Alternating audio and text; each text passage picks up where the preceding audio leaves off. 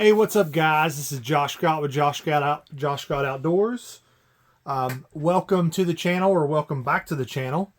We're going to talk about AR-15s real quick. We're going to spend a few minutes talk about some things that you may or may not know. If you're watching my channel, you probably already know. But we're going to go over some things. A little bit of background. I was in the Marine Corps. I was an ammo tech in the Marine Corps. So I've been around a lot of ammunition. I'm from West Virginia, so I've hunted since I was 7 or 8 years old. I didn't really start hunting with an AR-15 until probably in my late 20s or early 30s. Growing up, we always used bolt action rifles. Some semi-automatic with 4 or 5 round magazines. And then as I become an adult and could afford my own stuff, I went back to what I knew as far as the closest thing I could get to an M16 in the civilian sector. And I've got several laying out here. You can't see them all on camera yet, but we're going to talk about them. So we'll just start here with this one. This is I built this rifle. So we'll go through each one. I think at 1, 2, 3. I've got 4 rifles laying here that I want to talk about. So let's start with this one. This is an Aero Precision complete upper. So the barrel, the bolt, see if you can see the charging handle, all of that's from Aero. I bought that as a whole kit. The only thing I added to the upper is I added the Epsilon muzzle brake to the upper. So I bought it as a complete kit. I did not put that together. The lower is a little bit different. The lower is a Sharp Brothers Warthog multi-caliber. It's an AR-15 lower. It has mostly Aero lower parts, although it's got the Radian 45-degree safety. And then it's got a drop-in flat trigger. I cannot remember exactly which trigger this is, so I'm not going to lie to you guys. I flat out don't remember which one it is. I've got this bigger grip. Can't remember the name of this grip, but I bought one of these years ago and I liked it. And then, of course, this one has the A2 stock. So what I want to talk about real quick is you see a lot of YouTubers out there or Facebook warriors and stuff talking trash about what they call the poors, people that can't afford a more expensive AR-15 rifle. So they're not completely wrong with what they say. Their message, the way they present their message, they could do a better job. There are some things with an AR-15 that you can kind of skimp on a little bit. There are things on an AR-15 that you should not skimp on a little bit. So let me tell you now, guys, this is my opinion. And just for full disclosure, I don't send 10,000 rounds down range a week. I have a full-time job. I don't get to shoot as much as I would like to. And, but this is coming from somebody, that I've had the military version. I've had the civilian version. I've owned probably 20 or 30 AR-15s. And I'll tell you some of the stuff that's important, some of the stuff that I don't want to say is not important, but is less important. So what we're going to start with first is the lower receiver. I have gotten lucky and I've never had a lower receiver out of spec. So when you talk about out of spec, it's talking about things don't fit correctly. So one of the receivers that gets a whole lot of bad press is the Anderson, the poverty pony, as they call it. The Anderson gets really bad press. I do not currently have any rifles with Anderson lowers on them. It's just how it's that is just how it has turned out for me. I don't have any. I've had them in the past. I don't have any now. What happened with Anderson is they had a batch of lowers that were out of spec, and they've got a bad name ever since. as long as your tolerances are good as far as where the triggers line up, where your safety, that everything's functional, you're going to be okay. Now, some of the stuff inside the lower is where it gets important. Most mil-spec triggers are probably going to be okay. Now, I'm going to tell you guys, every time I hear everybody say military grade, I cringe. You know, being a Marine, we had the worst budget of any branch of the military, and for me, mil-serp or mil-spec was garbage, basically, in most things. But most mil-spec triggers, and one of these rifles I'm going to show you does have a mil-spec trigger in it yet, just because I haven't got around to changing it. Most mil-spec triggers are going to be okay. They're kind of sloppy. They've got a whole lot of take up. So let's show you guys. This rifle is clear. So when we're talking about take up, when you go to pull the trigger, it's how much slop. I mean, see that's just quick. It's not spongy, and that helps with accuracy when you're out there on the range, when you're pulling not pulling, but squeezing the trigger, slow and steady squeeze. It helps with your accuracy because you're not having to put as much pressure on the trigger. You know, if you're having to squeeze harder, it takes your mind off other things that you need to be concentrating on. So when you're talking about a lower, I do highly recommend getting a good trigger. You've got them everywhere from, you can catch them on sale sometimes for $50 for, a drop-in trigger, or not a drop-in trigger, but an upgraded trigger, up to a couple $100 to several $100 for drop-ins and stuff like that. This one, I believe I got on sale, at Primary Arms. I either got this at Primary Arms or I may have bought it local to me. I can't remember, because a couple of them I bought at Primary Arms and a couple of them I bought local. But I can't remember which ones were which. So you definitely want to have a good trigger. And everything else, you can go with CMMG. I've had rifles. I have a rifle with CMMG lower kit. You can go with Aero. Like I said, all this is Aero except for the trigger and the safety. So that's the lower. You want to make sure you have a good, comfortable grip. This one, I can't remember. I can't remember what brand this is, but I just liked how it was bigger and it gave me the dovetail, that fit over my thumb. When you're talking about the most important things in a rifle are going to be your barrel and your bolt. You definitely want to have a good barrel. You definitely want to have a good bolt. Now, if you're operating on a budget, this is what I would recommend and tell you to do. There's a couple ways you can do this, but one of the ways you can do it is just buy what you can afford. So if you can buy a $500 Palmetto State, buy a $500 Palmetto State. Then save up a little more money, get you a bolt. Either get you an Aero bolt, or Sons of Liberty Gunworks makes really good bolts. I think I've got Aeros in most of these. One of them I've got an Odin Works in, which I'll get into.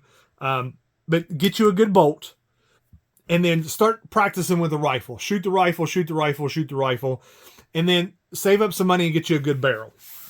So, like I said, this is Aero Precision, and most places are going to tell you that Aero makes really good quality budget stuff. And if you look, this is Aero, you're going to see some more Aero Precision here in just a minute on my personal rifles. So these are all my personal rifles that I either hunt with or something of that nature. This rifle is going to be a dedicated coyote night hunting rifle. I've got a Sightmark Wrath that's going on here. I just haven't got a chance to go sight it in and shoot it yet, so I haven't put it on there. This is going to be my coyote rifle eventually. So this, right now, it's got a 16-inch barrel. I believe I may swap it out later for something 18 or 20 inches just to get a little more velocity on that 5.56. But for these purposes, it works fine. So get you a good bolt, get you a good barrel, and a good trigger. If you have those three things, then you should have a pretty good rifle. This rifle right here, I would pick up in the event, if somebody broke in my house, if the Wolverines called and said, Red Dawn was starting, I would have no problem picking up this rifle and using it and depending on it. Now we're going to get into something a little bit different that will explain why you may want to buy something a little more high end. So let me close this and let me show you. So this is my favorite rifle that I own. This is an AR-15 chambered in 6.5 Grendel. It might be a little bit dirty. I had it out shooting it, and I haven't cleaned it yet. This is what I deer hunt with. So let me tell you a little bit about this one. This is an Aero Precision lower. This is an Aero Precision upper. And then it's got Magpul stock and Magpul grip. Well, you can't see that. Let me move it in the camera a little bit. Magpul stock and Magpul grip. The way this rifle was done is I bought all the desert camo. Where I told you guys I was a Marine. I did go to the desert for Operation Iraqi Freedom. I just have a thing about the desert camo. So I bought all that as a kit on Gunbroker, had it shipped to my local FFL and went and picked it up. And then I built everything on this rifle. So I'm going to tell you about the specifications on it, and then I'll tell you why buying the more higher end stuff, why it was just super easy to put together. We'll get to that in just a second. So Aero upper, Aero lower. You've got a Odinworks bolt. You've got an Odinworks 18-inch barrel, their gas tube, and their gas block. So it's Odinworks, it's an 18-inch, it's 6.5 Grendel.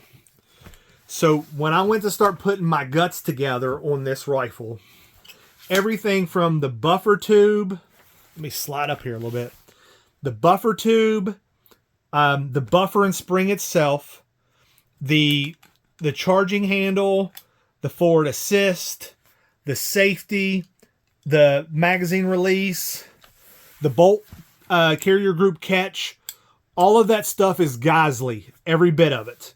The only thing that I didn't do Geissele was my trigger. And I know you guys are going to say, well, why in the world did you build a Geissele rifle without a Geissele trigger? When I was putting this together, the Geissele trigger that I thought I wanted, I couldn't find it in stock anywhere. I bought let me show you, make sure this is empty. This is a drop-in trigger. It's the straight flat trigger. Well, let me pull it with this hand. And you'll see, I mean, it is, man, it is super smooth. So it's quick and it's smooth. Now let me tell you why it's important, especially if you're building your first rifle. So with Aero Precision, their enhanced lowers have some things that non-enhanced lowers don't have. For example, this pin that goes in here to hold this, I don't know if you can see it on camera. It actually screws. Well, see if you get, it screws down in there. A lot of the lowers, it's a pin that you have to beat in there basically with a not a chisel, but you have to beat it in there with like a, oh, what is that thing even called? I can't even remember what to call it, but you have to beat them in place. When you have an Aero enhanced lower, everything goes together just so much smoother. You're not beating on things with a hammer. It just goes in place. Super, super smooth. I went with the Aero scope mount, and this does have a Trigicon 2.5 by 10 by 56 scope. This is an expensive scope. I bought it secondhand. I want to say I paid $700 or $750 for this scope. Not counting the scope, I think I have somewhere close to $2,000 in this rifle. Now, a lot of people said, well, you could have bought a Daniel Defense or something for that kind of money. And they're right, I could have. But then it wouldn't be the exact rifle that I wanted. The only thing I have left to buy from this rifle is I do have to get a muzzle brake. I would eventually like to suppress this rifle, and that's why I've never put a muzzle brake on it, only because a 6.5 Grendel has no recoil anyways, and I just couldn't decide on what I wanted to put. I need to get a thread protector on here or go ahead and just put a muzzle device on it. I just haven't got around to doing it. So going back to the lower and stuff, everything, because I bought really good parts, it went together so smooth. It shoots super smooth. And I'll tell you what's wild to me. So I had went out, my wife went with me. We were putting out some corn or something back in the summer, maybe some cameras. I can't remember exactly what we were doing. But we set up a gong, like a 6-inch gong, about 40 yards away. All I was doing was function testing the rifle. I wasn't trying to sight it in or anything like that. I was just trying to function test it. And this rifle at 40 or 50 yards, or maybe 60, I can't remember. I had never even sighted it in, and it was dead on. I was hitting that dong or that gong. I even shot the rope off the gong because I had hung it from a tree, and it was swinging, and I was able to hit it. I took it out to 65 or 70 yards at the range just to make sure. First shot, it was dead bullseye. I don't know the scope. I put it brand new on this mount, so it wasn't like I just moved this mount over from one rifle to another. And I'd tack it up that I spent a little more money on this rifle, and that's why, it was where it was supposed to be when I shot it. But yeah, so that's the difference between like this and just buying a rifle, straight put together. And that's what I'm going to get into next. So we're going to slide this over, and I'm going to grab the big boy here. So this, if I can even get all this in camera, this is my Aero Precision AR-10 308, shoots 7.62 by 51 or 308 Winchester. Now, let me tell you, I can't even get this whole thing in camera. The way I ended up getting this rifle is I bought a complete lower and a complete upper. When you do that, all you have to do is, put them together. Put the pins in and they're together. I ended up doing it that way only because that's how it ended up happening. A guy local to me had a complete lower. It had all lower or Aero lower parts. I just ordered the upper straight off Aero's website. I did end up swapping out and putting a drop-in trigger in it. I did put in the Magpul PRS Lite stock on it. And I believe it has... Yeah, it's got a Radian Raptor charging handle. You can see that. I have not put the ambi selector switch and stuff on this yet. I need to. I am a left-handed shooter even though I'm right-handed. But I've never got around to putting the ambi stuff on it yet, that I will soon.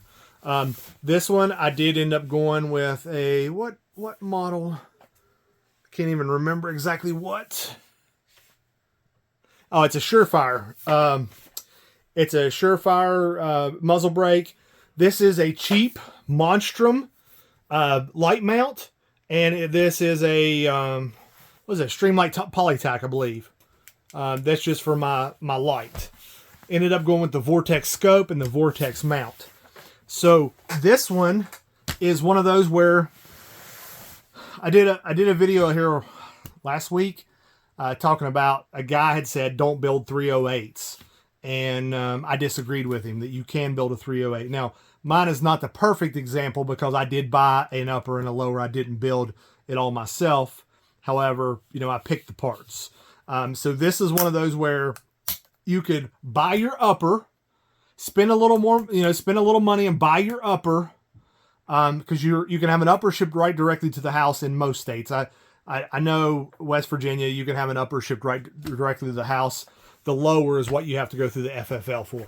So what you could do is buy the upper, save up the money you want, buy a good upper, and then save up the money, save up some more money and buy a matching compatible lower with it. Now, I'm going to show you one other rifle, and then we'll be done with this video. Now, this is, I don't know if you guys can even tell right away. I need to move this other rifle over out of the way. So this is a Spikes Tactical Lower, the Honey Badger. And yes, I do have a little bit of the red Strike Industry stuff on it. Eventually, I'm going to swap that out for Radian. The Radian 45 is just a whole lot smoother than this is. So that's coming out eventually. And then, of course, I'm going to swap this back over too. I did put the goofy looking Para-Arms CQR stock on this rifle. It originally was on the first one I showed you guys, but I put it on this one since. Now, I do not believe I'm going to be shooting this configuration with this stock. because we're going to get into this is a 450 Bushmaster upper. Let me show you guys that it is empty. You can see the rifle is empty. Now here's where we're going to get into. This is it's a cheaper upper. This upper came from Bear Creek Arsenal. I have seen a lot of people crap on Bear Creek Arsenal. I will tell you, I do own 2 Bear Creek Arsenal rifles right now. I've got this one, and then I've got a 9mm upper on a dedicated 9mm lower. I'm going to show you some of the stuff that people, that call people the poors, tell them, not spend more money and stuff like that. I'll tell you some of the stuff that's a little bit aggravating when you buy something a little bit cheaper.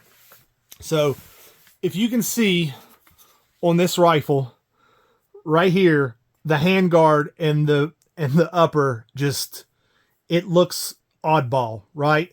So I don't know how well you can see that on camera, but it just doesn't look, it's like they milled them differently without anticipating of ever putting them together. It's like they're 2 different brands. And to me, it's all BCA stuff, so I feel like this should have matched up better. The other things that, is it on the other side? Maybe it's over here. Like some of the stuff where the upper meets the lower. Now this is ticky-tack stuff. It just, some of it does. This one looks okay. It's not what I was thinking, but it just looks like you can tell that they weren't, like they were two completely different companies. And it looks like one didn't take into effect the other one's, with compatibility wise. I mean, it shoots fine. At 60 yards or 60 or 70 yards, I put a target out. Within 3 shots, I had the rifle shooting bullseye, dead nuts at 65, 70 yards. And I've shot it since then. It holds 0, shoots fine. It's a 450 Bushmaster, so it is kind of a little punishing on your shoulder. But the rifle itself shoots fine. It's just got some stuff that it looks oddball to me. Like right here, if you can see this doesn't match up perfectly, with the lower, and that just kind of aggravates me. Like if you look at the difference, it's kind of hard to see because this one doesn't have if you look right here, I mean, even though this company and this company are different, these match up. Like the lines, the contours and stuff match up, whereas these do not. And that's kind of nitpicky stuff, but I'm just pointing to you guys that that's what a lot of the, I don't want to call them gun snobs. That's not fair to them, but the guys that, look down on people buying cheaper stuff, that's some of the stuff they're talking about. Quality control and things of that nature. The upper shoots fine. The 450 Bushmaster is a really good round. I do intend on probably bear hunting with this at some point this fall. I haven't hunted with it yet. All I've done is sight it in, and it shoots fine. It cycles like it's supposed to. I didn't have any cycling issues. I only shot like 1 or 2 magazines through it. So again, that's a very, very small sample size. But straight out of the box, it shot great. It was easy to zero in. It held 0 for me. That's what I'm looking for in a hunting rifle. Now, having said that, if it hit the fan and I needed to pick up a rifle, I'm going to tell you right now, I'm not picking up this rifle. One is because I don't know how many rounds will go through before it failed me. Plus, it's a 450 Bushmaster round. It's a niche round. I'm not going to try to use this to go door to door or protect my family or whatever. I am picking up either my 6.5 Grendel, only because this rifle I know will shoot and shoot and shoot and shoot, and I don't have to worry about any failures. Or I'm picking up my Arrow AR-10. 308 gives me a little more power, gives me a little more, to shoot further out. If I need 5.56, I would probably swap this upper onto this lower. I trust this lower better, only because I know it's got better parts in it. Even though the only thing that's different is, this one has aftermarket trigger and safety, but it's Arrow stuff. This is Gosley stuff. Just from the time I've shot it, I would want this lower. If I was forced to choose which lower to take, put my life on the line. I hope that helped. It was kind of long-winded. I hope maybe it'll help you. If you have any questions, put them in the comments. I'll try to answer them the best I can. Obviously, if there's any of the products that I've told you about, you can go look them up. I can't really put any kind of links in the comments for those things anymore. But yeah, if you have any questions, drop them in there. I'll try to answer them the best I can, and I hope to see you guys soon.